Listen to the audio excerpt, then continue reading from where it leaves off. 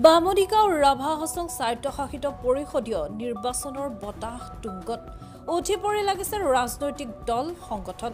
কামৰূপ জিলাত অহা 2 এপ্ৰিলত অনুষ্ঠিত হ'ব ৰাভা হাছং পৰিষদীয় নিৰ্বাচন।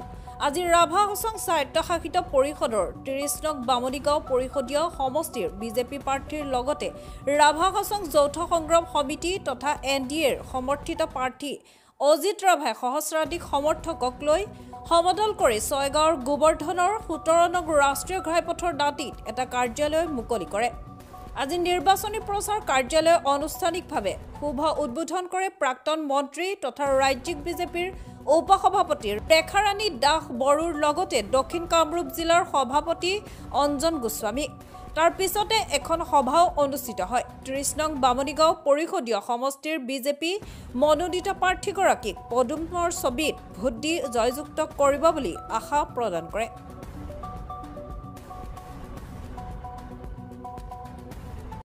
মোৰ নাম শ্ৰী জিমি ৰেখা।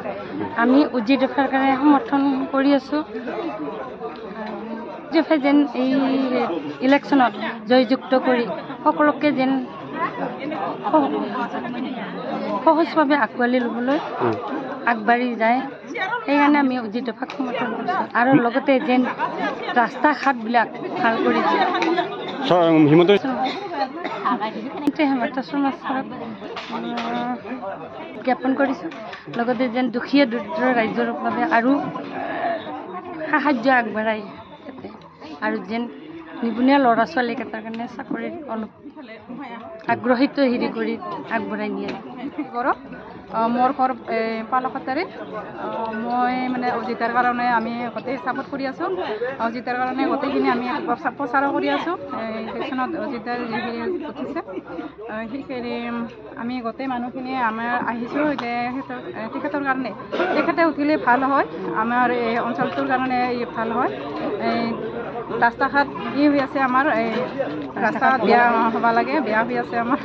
তাৰপিছত তেখেতে উঠিলে ভাল হয় আৰু এইখিনিয়ে মই কৈ আমি আঁকোৱালি ল'ম অজিতাৰ কাৰণে, অজিত ৰেখাৰ কাৰণে। আৰু হিমন্ত বিশ্ব শৰ্মা কি ক'ব? ছাৰক ঠিকে, তেখেতে যিহেতুকে আমাৰ প্ৰাৰ্থী দিছে ইয়াতে ঠিকে চলি আছোঁ আমি, ঠিকে ভালে পাইছোঁ তেখেতৰ কাৰণে।